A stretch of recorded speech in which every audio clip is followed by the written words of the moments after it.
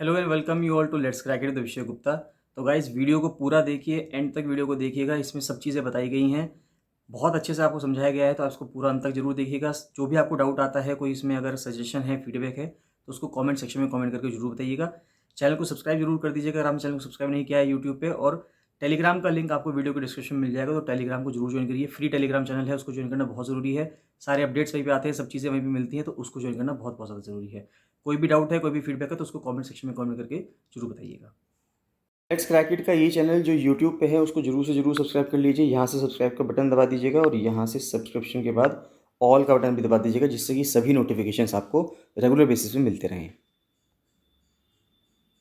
ये वाला जो टेलीग्राम चैनल है, इसको जरूर से जरूर ज्वाइन कर लीजिए। ये टेलीग्राम चैनल आपको सर्च करने में मिल जाएगा। जैसे ही आप ये लिखेंगे let's crack it the Vishay Gupta बिना किसी स्पेस के, तो ये चैनल आ जाएगा और इस चैनल को आप ज्वाइन कर सकते हैं।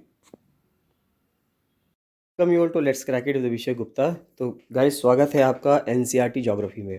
क्लास 6 और क्लास 7 की एनसीईआरटी हम कवर कर चुके हैं और आज से हम स्टार्ट करने जा रहे हैं क्लास 8 की एनसीईआरटी। बहुत इंपॉर्टेंट है क्लास 8 की एनसीईआरटी, और ऐसे करते करते हम क्लास 12 की एनसीईआरटी तक पहुंच जाएंगे। इन सभी एनसीईआरटीज़ को आप बहुत अच्छे से कवर कर लीजिए। अगर आपने इसको पढ़ लिया तो उसके बाद ज्योग्राफी आप समझ के चलिए कि आपकी 80 से 90% ज्योग्राफी पूरी हो जाएगी। 10% ज्योग्राफी अगर हम देखें तो 10% ज्योग्राफी हम कहीं और से, जैसे कि जीसी लियोंग सर की किताब है, हम वो पढ़ सकते हैं। माजिद हुसैन सर की किताब कवर की जा सकती है। महेश बर्णवाल सर की किताब कवर की जा सकती है। इन किताबों से कवर करके बाकी जो थोड़ा बहुत बचता है वो वहाँ से कवर हो जाएगा। बाकी ज्योग्राफी एनसीईआरटी से कंप्लीट हो जाएगी। अगर आपने अभी तक 6th क्लास की या 7th क्लास की एनसीईआरटी की ज्योग्राफी की वीडियोस नहीं देखी हैं, तो उनको जरूर से जरूर देख लीजिएगा। एक सीक्वेंस में देखते चले जाइएगा, जिससे कि आपकी सारी सब चीज़ें कवर हो जाएं। सारे जितने भी कॉन्सेप्ट्स हैं वो सब आपको समझ में आ जाए, क्योंकि ज्योग्राफी के अंदर कॉन्सेप्ट समझ में आना बहुत ज़रूरी है। अगर आपको कॉन्सेप्ट नहीं समझ में आएगा तो आप इतने अच्छे से नहीं करके आ पाएंगे। तो क्या बताना चाहूँगा कि एफआरओ मेंस के लिए टेस्ट सीरीज़ चल रही है। एफआरओ मेंस की टेस्ट सीरीज़ आप ज्वाइन कर सकते हैं। साथ साथ पटवारी लेखपाल की टेस्ट सीरीज़ चल रही है। फॉरेस्ट गार्ड के एग्जाम की टेस्ट सीरीज़ चल रही है। आरओ सचिवालय का कंप्लीट प्रिपरेशन बैच चल रहा है। ये सभी पीडीएफ्स वहीं पे दी जा रही हैं। बहुत इंपॉर्टेंट बैच है, आप इसको ज्वाइन कर सकते हैं। इसको ज्वाइन करने से जितनी भी आगामी परीक्षाएं हैं उत्तराखंड के अंदर, सभी की तैयारी आपकी हो जाएगी। अगर आप यूपी पीसीएस 2023 की तैयारी भी कर रहे हैं तो भी आप इसकी तैयारी कर सकते हैं। डेली करंट अफेयर्स की पीडीएफ दी जा रही है, डेली एमसीक्यू टेस्ट प्रैक्टिस हो रही है, तो आप उसको भी ज्वाइन कर सकते हैं। इन सबको ज्वाइन करने के लिए आप 7665804421 पर कॉल या मैसेज कर सकते हैं। चलिए स्टार्ट करते हैं। सबसे पहले जो चैप्टर 1 आता है वो है रिसोर्स, यानी कि संसाधन। कि संसाधन ही है जो मनुष्य को अपनी लाइफ जैसे आज हम जी रहे हैं उसको जीने में मदद करता है। चाहे पानी हो, बिजली हो, रिक्शा हो, वेजिटेबल हो, टेक्स्ट बुक हो, इन सब चीज़ों के अंदर एक चीज़ कॉमन है। ये सब चीज़ें क्या कॉमन है? इन सब के अंदर ये कॉमन है कि ये हमारे किसी काम की हैं। They have all been used by us. ये सभी चीज़ें हमारे द्वारा उपयोग की जाती हैं। सो दे हैव यूटिलिटी, इसलिए इनकी उपयोगिता है, यानी कि यूटिलिटी है। यूटिलिटी और usability is what makes an object और सब्सटेंस अ रिसोर्स। यानी कि अगर किसी चीज़ की उपयोगिता है और उसको हम उपयोग कर सकते हैं, तो ये जो उपयोगिता है वो किसी भी वस्तु को या किसी भी पदार्थ को क्या बना सकती है? हमारे लिए एक संसाधन बना सकती है, हमारे लिए रिसोर्स बना सकती है। The things become resources only when they have a value. अब ये बात इंपॉर्टेंट की है, बहुत इंपॉर्टेंट लाइन है ये। आपके यूपीएससी में स्टेटमेंट के रूप में सीधे सीधे पूछा जा सकता है कि कोई भी वस्तु, कोई भी चीज़ें रिसोर्स संसाधन तभी बन सकती हैं जब उनकी कोई वैल्यू हो। देयर यूज़ और utility gives them a value. उनकी वैल्यू कहाँ से आएगी? यानी कि उनमें उनका मूल्य कैसे होगा? उनका जो उपयोग है या उनकी जो उपयोगिता है, यानी कि उनकी जो यूटिलिटी है, वो ही उस वस्तु को उसकी मूल्य देती है। All resources have some value. सभी रिसोर्सेज, जितने भी संसाधन हैं, उनकी अपने आप में कुछ ना कुछ वैल्यू, कुछ ना कुछ मूल्य उनका ज़रूर है। Value means worth. वैल्यू का मतलब क्या है? कि उसका मूल्य क्या है। Some resources have economic value, some do not. कुछ चीज़ें ऐसी होती हैं जिनके एक आर्थिक मूल्य होता है, यानी कि आप उसको कुछ पैसों से खरीद सकते हैं, और कुछ ऐसा होता है कि उनकी आर्थिक मूल्य नहीं होता। फॉर एग्जाम्पल, मेटल्स में have an economic value. Metals जैसे कि सोना है, चांदी है, ये सब मेटल्स में आते हैं। और जो मेटल्स है, ये यानी कि धातु है, इन सब की इकोनॉमिक वैल्यू होती है, यानी कि आप बिना पैसे के नहीं खरीद सकते। बिना आपको, जब तक आप वहाँ पे रुपये नहीं देंगे तब तक आप वो नहीं खरीद पाएंगे। लेकिन एक ब्यूटीफुल लैंडस्केप जो है अपने आप में, उसकी कोई भी वैल्यू नहीं है। यानी कि वो, मान लेते हैं आप उत्तराखंड के पहाड़ों पे जाते हैं, वहाँ पे आपको बुग्याल देखने को मिलते हैं, ऊंचे ऊंचे पहाड़ देखने को मिलते हैं। तो वो जो इतना सुंदर दृश्य है, इतना सुंदर नज़ारा है, उसको देखने के लिए आपसे कोई पैसे नहीं ले रहा। है ना, उसके लिए कोई पैसे नहीं ले रहा, लेकिन वो अपने आप में एक आपके माइंड को शांत कराने का एक संसाधन हुआ, एक रिसोर्स हुआ। बट बोथ आर इम्पॉर्टेंट, दोनों ही चीज़ें इंपॉर्टेंट हैं और इंसान की नीड को, इंसान की ज़रूरतों को दोनों ही पूरी करती हैं। एक मेटल यानी कि एक सोने की चीज़, लोहे की चीज़ या फिर स्टील की चीज़ जो है वो इंसान की ज़रूरतों को पूरी करती है, और घूमने फिरने के दौरान जब हम बहुत सुंदर दृश्य देखते हैं, सुंदर नज़ारा देखते हैं, वो भी इंसान की ज़रूरतों को पूरा करता है। पेटेंट का क्या मतलब होता है? अगर हम पेटेंट देखें तो पेटेंट का मतलब है कि आपने किसी आइडिया पे या किसी इन्वेंशन पे, आपका कोई आइडिया था, आविष्कार था या आपका कोई विचार था, आपने उस पर क्या ले लिया? एक्सक्लूसिव राइट ले लिया, यानी कि सिर्फ उस पर एक अधिकार आपका ही होगा, वो चीज़ सिर्फ आपके ही नाम से बिक सकती है या आपका ही नाम उस पर रहेगा। तो कोई आइडिया है यानी कि विचार है और कोई आविष्कार है, उस पर अगर कोई पर्सन अपना हक ले लेता है तो उसको हम क्या बोलते हैं? ये उसका पेटेंट हो गया है। फिर बात आती है तकनीक की, प्रौद्योगिकी, टेक्नोलॉजी की। अगर हम बात करें तो it is the application of latest knowledge, यानी कि जो अभी बिल्कुल लेटेस्ट में, यानी कि जो बिल्कुल नवीनतम आपके पास ज्ञान है और आपके अंदर जो कौशल है, स्किल है, उसका जब हम किसी चीज़ को बनाने के लिए इस्तेमाल करते हैं, उसका अनुप्रयोग करते हैं, तो उसको हम क्या बोलते हैं? प्रौद्योगिकी बोलते हैं या टेक्नोलॉजी बोलते हैं। Time and technology are two important factors that can change substances into resources. अब देखिए, एक समय है और एक टेक्नोलॉजी है, तो ये दो चीज़ें बहुत इंपॉर्टेंट फैक्टर हैं जो किसी भी पदार्थ को आपके संसाधन में बदलने के लिए काम करते हैं। Both are related to the needs of people, दोनों की दोनों चीज़ें जो हैं वो इंसान की ज़रूरतों से रिलेटेड हैं।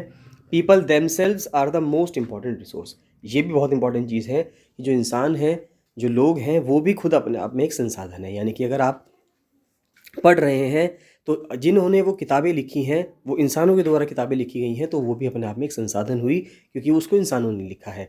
हम फैक्ट्रीज़ में काम कर रहे हैं, इंडस्ट्रीज़ में काम कर रहे हैं, टीचर्स स्टूडेंट्स को टीच कर रहे हैं, तो सभी जो ह्यूमन रिसोर्स है, ये भी अपने आप में क्या है? इसलिए इसको हमने ह्यूमन रिसोर्स बोल दिया कि इंसान अपने आप में भी एक संसाधन है। It is their ideas, knowledge, invention, discoveries that lead to the creation of more resources. अब इंसानों के ही जो विचार आते हैं, उनके जो ज्ञान है, वो जो आविष्कार करते हैं, खोज करते हैं, इन्हीं चीज़ों की वजह से नई नई और चीज़ें बनती चली जाती हैं, led to the creation of more resources, और ज़्यादा रिसोर्सेज हमें पता चलते हैं।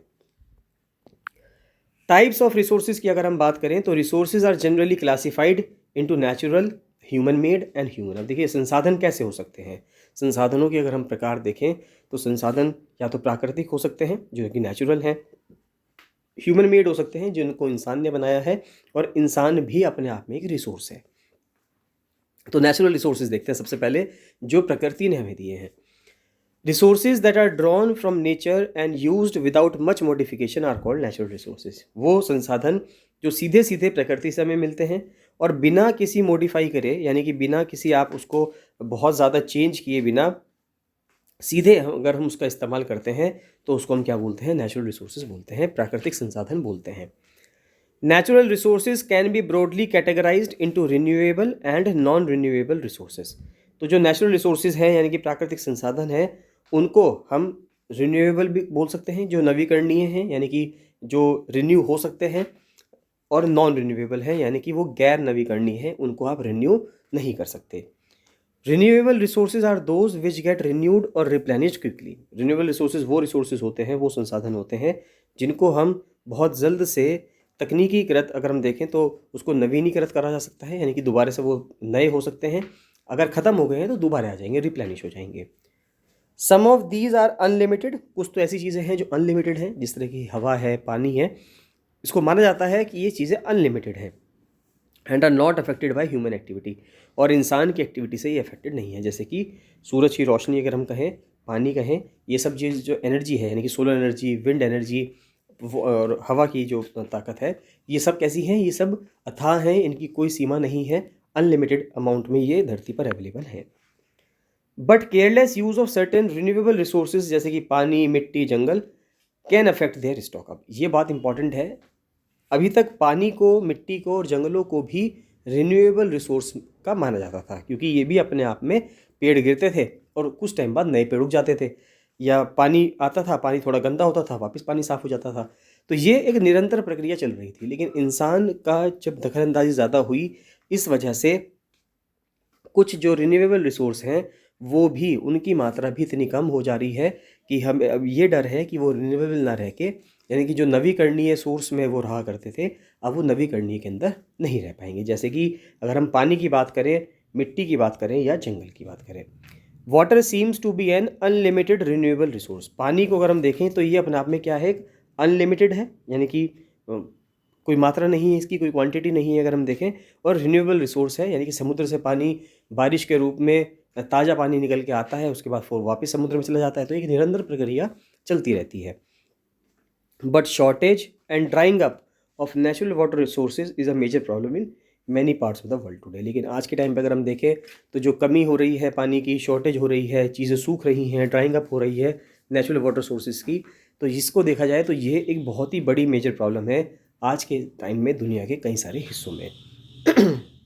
नॉन रिन्यूएबल रिसोर्सेज की अगर हम बात करें तो non renewable resources are those which have a limited stock. तो नॉन रिन्यूएबल का मतलब हुआ जो अनवीकरणीय है या गैर नवीकरणीय है, यानी कि जो बार बार नए नहीं बन रहे, जैसे कि कोयला, पेट्रोलियम, ये एक टाइम पे बहुत साल पहले, कई लाखों साल पहले बन चुके हैं। तो ये कई साल पहले, बहुत साल पहले, अगर हम कहें लाखों साल, करोड़ों साल पहले ये धरती के अंदर बन चुके हैं, और धरती के अंदर बनने के बाद आज हम इनका यूज़ कर रहे हैं। तो इनको वापस से बनने के लिए वापस से ही इतना टाइम लगेगा, तो इसलिए हम ये कह सकते हैं कि, और वो इतना समय इंसान नहीं जीता है, तो हम ये कह सकते हैं कि हमारे सामने नॉन रिन्यूएबल है। तो non renewable resources are those which have a limited stock. जिसका स्टॉक लिमिटेड है उसको हम नॉन रिन्यूएबल रिसोर्स कहते हैं। Once the stocks are exhausted it may take thousands of years to be renewed और replenished. और एक बार अगर वो स्टॉक खत्म हो जाए तो हज़ारों लाखों साल उसमें लगेंगे। The distribution of natural resources depends upon number of physical factors, जैसे कि टेरेन, क्लाइमेट और एल्टीट्यूड। तो जो डिस्ट्रीब्यूशन है नेचुरल रिसोर्सेज का वो कुछ फिजिकल फैक्टर्स पर डिपेंड करता है, जैसे कि वहाँ पे उसका टेरेन कैसा है, यानी कि वहाँ पे जो भूभाग है वो कैसा है, क्लाइमेट यानी कि जलवायु कैसी है, और एल्टीट्यूड वहाँ पे ऊंचाई कैसी है। The distribution of resources is unequal because these factors differ so much over the earth. अब देखिए ये चीज़ बहुत इंपॉर्टेंट है, अलग अलग जगहों पे आपको अलग अलग रिसोर्सेज देखने के लिए मिलेंगे। अगर हम भारत की बात करें, भारत में कोयला बहुत ज़्यादा मात्रा में है, लेकिन कोयला की जो उत्कृष्ट क्वालिटी वाला जो कोयला है, एंथ्रासाइट कोल जिसको हम बोलते हैं, वो एंथ्रासाइट कोल भारत में बहुत कम है या ना की मात्रा में ही है। लेकिन अगर आप उसी चीज़ के लिए ऑस्ट्रेलिया जाएंगे तो ऑस्ट्रेलिया में वो एंथ्रासाइट कोल आपको बहुत ज़्यादा मात्रा में मिल जाएगा। तो कहने का मतलब क्या है कि रिसोर्सेज का डिस्ट्रीब्यूशन अगर हम देखें, यानी कि जो संसाधनों का वितरण है वो लगभग लगभग असमान है, क्योंकि पृथ्वी बहुत ज़्यादा डिफरेंट है, बहुत ज़्यादा डायनामिक है। तो जब पृथ्वी बनी है तो अलग अलग भूभाग पर अलग अलग मिनरल्स मिल रहे हैं। जब अलग अलग मिनरल्स अलग अलग जगहों पे हैं तो जो कंट्री जहाँ पर है उस कंट्री के पास हो सकता है वो रिसोर्स हो। जैसे कि अगर हम भारत में रेडियो एक्टिव की बात करें, जैसे यूरेनियम होता है, थोरियम होता है, तो यूरेनियम की मात्रा या प्लूटोनियम की मात्रा बहुत कम मिलेगी आपको भारत की धरती पर। तो भारत के अंदर यूरेनियम नेचुरली बहुत कम मिलता है। आंध्र प्रदेश के कुछ माइंस में थोड़ा बहुत यूरेनियम मिलता है, लेकिन अगर हम कजाकिस्तान जाएँ, रशिया जाएँ, वहाँ पे अगर आप जाएंगे तो वहाँ पे जो है यूरेनियम की माइनिंग बहुत ज़्यादा होती है, वहाँ पे यूरेनियम बहुत ज़्यादा मात्रा में मिलता है। नेक्स्ट आता है स्टॉक ऑफ रिसोर्स। तो स्टॉक ऑफ रिसोर्स का मतलब क्या हुआ कि रिसोर्स का, संसाधनों का कितना भंडार है हमारे पास। तो it is the amount of resource available for use. कितना रिसोर्स यानी कितना संसाधन हमारे पास उपयोग के लिए अवेलेबल है, उसको हम बोलते हैं संसाधन का भंडार। तो ये थे सब नेचुरल रिसोर्स। हमने अब तक नेचुरल रिसोर्स के बारे में समझा जो प्राकृतिक संसाधन थे, प्रकृति ने हमें दिए थे। अब हम देखते हैं ह्यूमन मेड रिसोर्स, यानी कि वो संसाधन जिसको इंसानों द्वारा निर्मित किया गया है। Sometimes natural substances become resources only when their original form has been changed. कभी कभार ऐसा होता है, अगर हम देखें तो जो प्राकृतिक संसाधन है वो भी हम उपयोग तभी कर सकते हैं जब उनका जो ओरिजिनल फॉर्मेट था उसमें हमने थोड़ा सा चेंज लिया, यानी कि इंसान ने उसमें थोड़ा सा चेंज कर दिया, तभी हम उसको इस्तेमाल कर सकते हैं।